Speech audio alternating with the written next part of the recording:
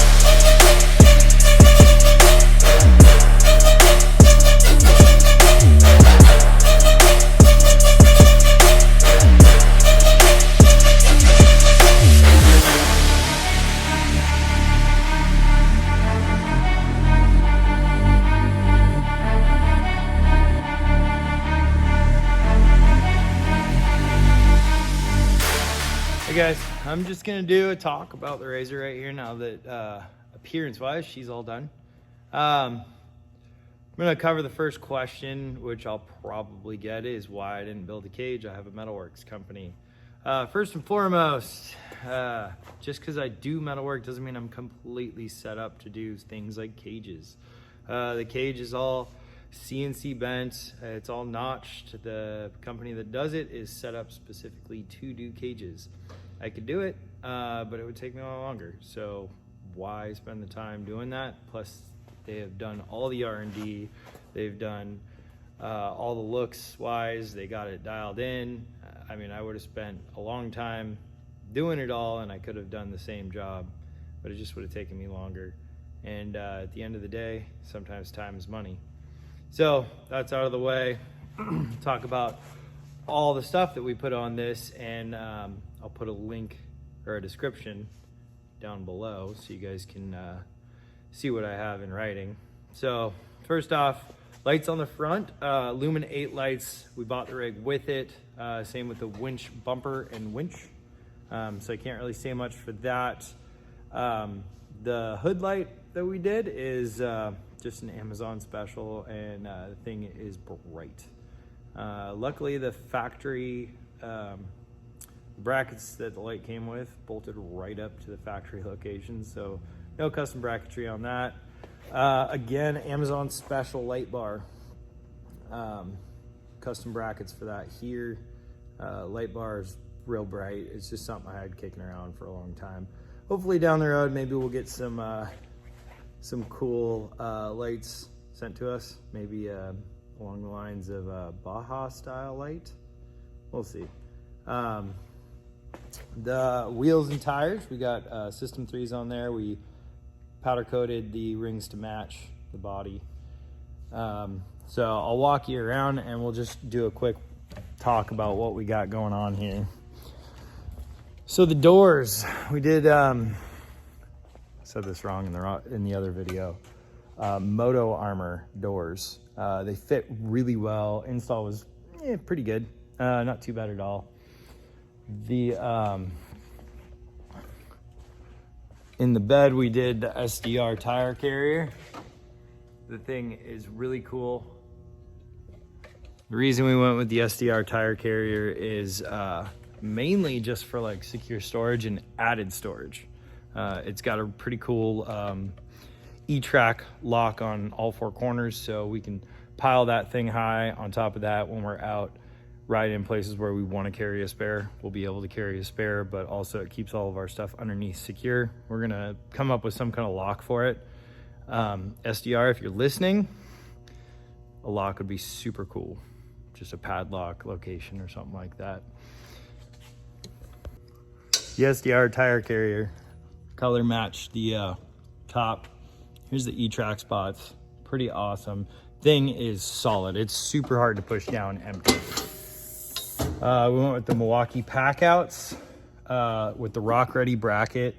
I like the Rock Ready bracket because you can take it out without any tools. So if you need to access your engine, you don't have to dink around with stuff. It's just some quick knobs on each side. Plus it also sits really low, so you can actually fit the coolers in here or the double box storage. Cool option for that. Mtx System in this thing. I went with Mtx because I knew I was going to be upgrading the speakers no matter what. And I just didn't see a point in spending money on Rockford. So I'm sure you saw this in some other videos. Well, we bought this and it had the Prp Bench Seat.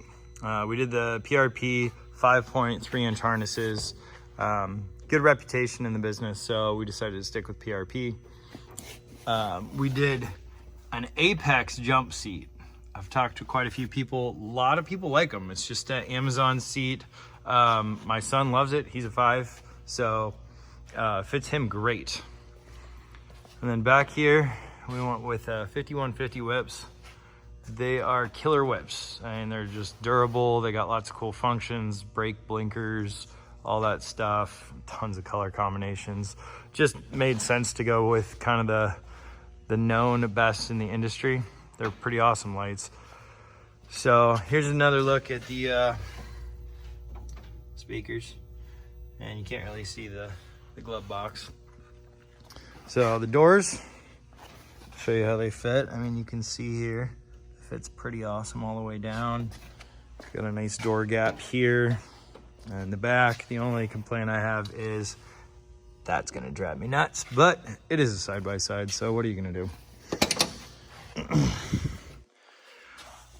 We went with these door bags. I will have to look up the actual company name, but pretty cool. They're supposed to be good and waterproof, so we'll see how well they work. Then we did the rugged radios in here. So I will let you know in the future if anybody wants to do similar setup to this with the rugged radios and the stereo. This thing had a heater in it. We had to pull the heater. There was nowhere for the radio to go with ride command and the system. So unfortunately we had to 86 the heater. VOS switch, super cool. If you're gonna do any wiring, this makes it so much better, so much cleaner, because you don't have a ton of room in these things to wire stuff. So this has fused and relayed box. So you just run your wires in there. It's got a direct to battery and a direct to accessory, and you're good to go. I'm sure you kind of saw my suite just over here. This is just temporary. We have a quick release coming, and then that'll go behind the wheel after that's on. So the mirrors, another Amazon special, UTV, super bright, pretty impressed with them. They're good and solid. They don't bounce around, they don't move a ton. So I really like those. We'll see how they hold up though on the trails and all that. And yes, I know my windshield's broken. It needs to be spaced off the intrusion bars because apparently in the intrusion bar, the pressure from it broke it. And then we just went with a quick windshield wiper kit there, just a motor wired into a switch. So as far as install of everything and how everything went, the TMW cage, as I said in other videos, fit really well. Not happy at all with TMW's customer service, response time, their shipping, all that. We ordered a new windshield through them just because we thought it would be easier. They said ship in a week. Still haven't shipped it yet. So kind of same deal happened with the cage. It just took 5 times longer than it should have. So don't like to badmouth anybody. Their quality is amazing, but you know, maybe they could get on top of shipping stuff and response time on customer service a little better.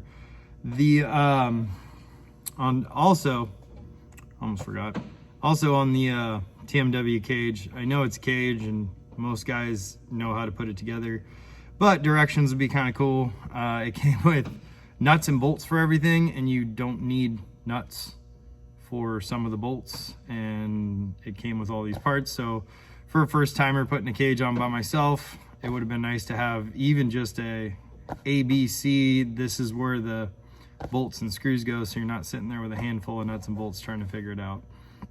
The doors, pretty easy to install.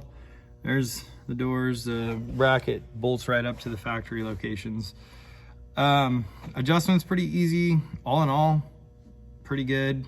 Directions were not super complicated. Kind of left out a couple things that would have been nice, but it was pretty good install. All the lights, the HAVOC switch, very straightforward and easy to put in. The 5150 lights, great, directions good. Same with the Sdr Tire Carrier, that was super cut and dry, pretty easy to put in.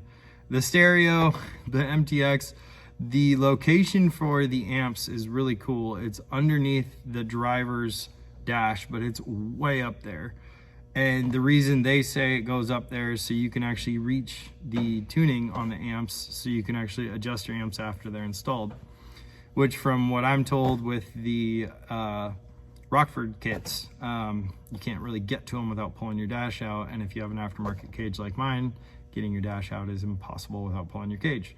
So it is kind of nice, but it is really hard to get to, and it's hard to install, especially when you have wired everything already and you have a bunch of wires in the way. So maybe on a brand new machine with no new wires and putting that in first would work.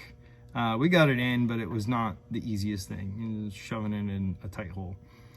So, the rugged radios, the install is idiot proof. I mean, it's pretty straightforward. Everything's labeled. The plugs to the headsets, I have, I don't know if you can see those. Those are my plugs right there. And then the back, it's in the same spot right there. When you run them, just label the plugs that go to the radio, passengers, driver, front passenger, because they're all labeled on the back of the radio, and everything is pretty much plug and play, follow directions, easy.